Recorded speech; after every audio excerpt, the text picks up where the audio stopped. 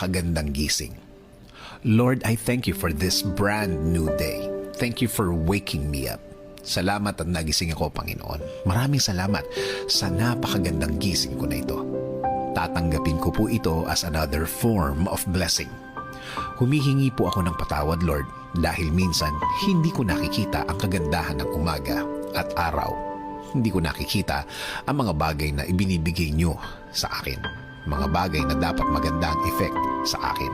Since na sa problema ako nakatingin, di ko po ito lahat nakikita.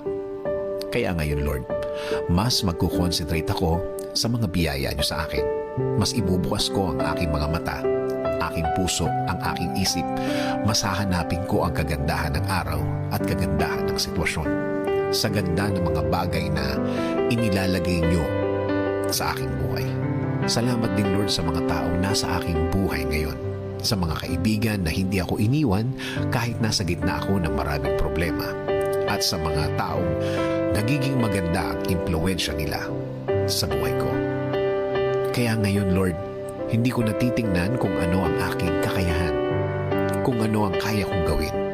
Instead, Lord, I will focus on you. Sa inyo po ako titingin. Sa mga kaya niyong gawin sa aking buhay, ako magko-concentrate. Sa kakayahan niyo po